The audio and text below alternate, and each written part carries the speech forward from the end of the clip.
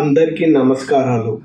ఈరోజు మన ప్రయాణం గుంటూరు పట్టణానికి సమీపంలో ఉన్న ఉప్పలపాడు పక్షుల కేంద్రానికి. ప్రకృతి ఒడిలో విహరించాలనుకునే వారికి, పక్షుల కిలకిల రావాలను ఆలకించాలనుకునే వారికి ఇది ఒక చక్కటి గమ్యస్థానం. విజయవాడ నుంచి సాగిన నా ప్రయాణం ఒక మధురమైన అనుభూతిని మిగిల్చింది. రండి, ఈ అద్భుతమైన పక్షిలోకాన్ని మన కళ్ళారా చూద్దాం.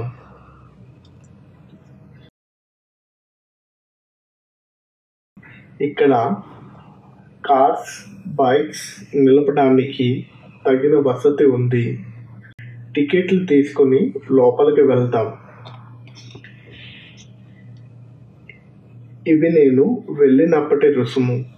ఇప్పుడు మారి ఉండవచ్చు. రుసుములు 3 రకాలుగా ఉన్నాయి: బైక్ పార్కింగ్కి, లోనికి వెళ్ళడానికి, కెమెరాలకి. ఇదిగోండి వలస పక్షుల రక్షిత కేంద్ర ప్రవేశ ద్వారం. లోపలికి రాగానే కుడివైపున మనం పక్షుల్ని సందర్శించుకునే అవకాశం ఉంటుంది. అలాగే ఎడమ వైపున మనల్ని ఆహ్వానించేది ఒక ఆహ్లాదకరమైన ఉద్యానవనం.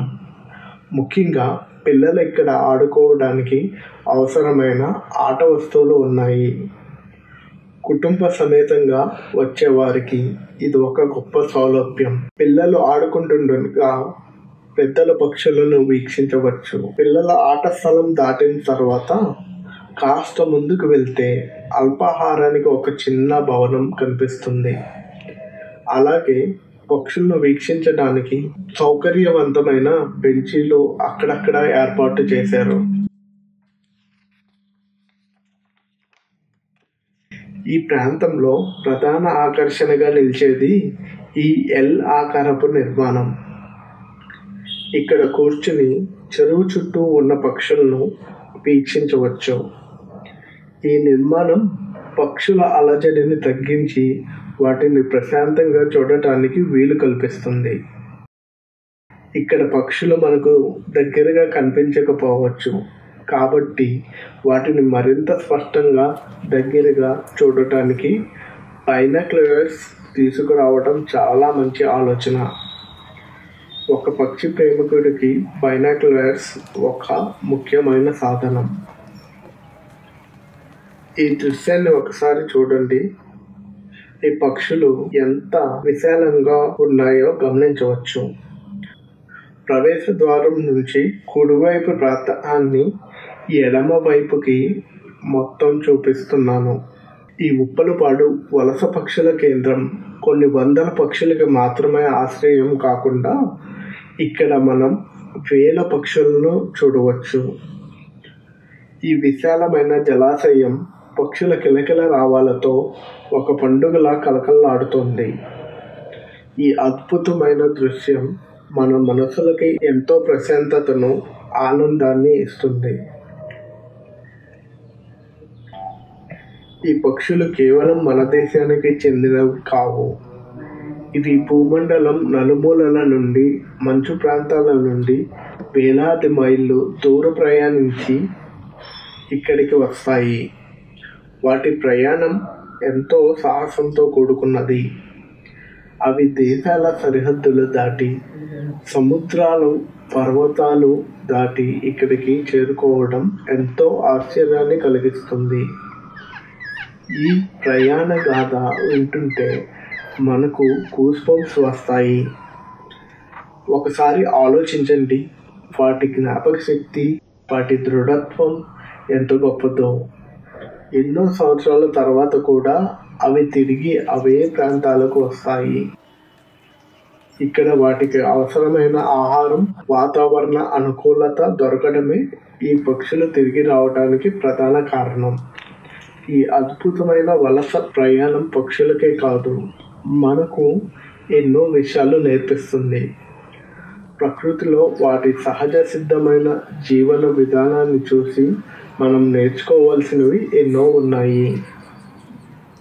ఇక్కడికి వచ్చి గుడ్లు పెట్టి పిల్లల్ని చేసి వాటి సంతానాన్ని ఉత్పత్తి చేసుకుంటాయి.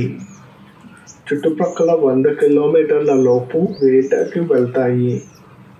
తిరిగి వచ్చి పిల్లలకు ఆహారం అందిస్తాయి.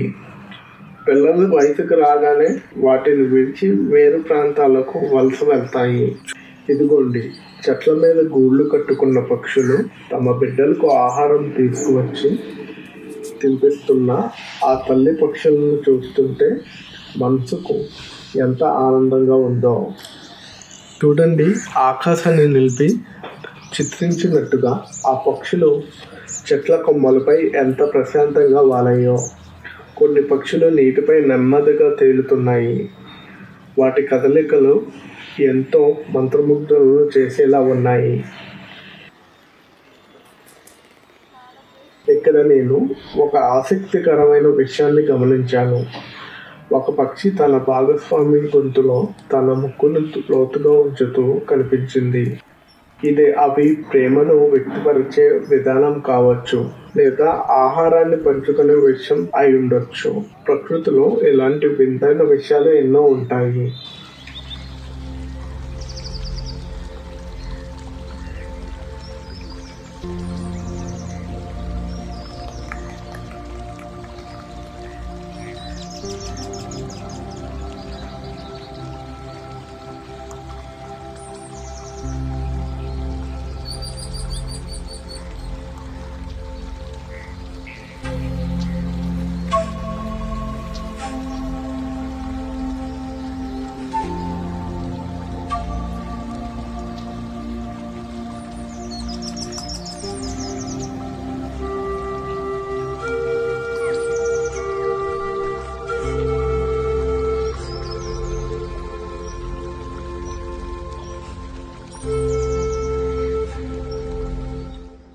ఇక్కడ ఈ సమయానికి 2 రకాల పక్షులు ఎక్కువగా కనిపిస్తున్నాయి.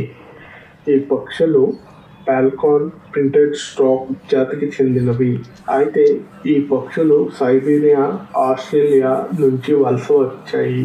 ఇవే కాకుండా మరికొన్ని పక్షులు కనపడ్డాయి.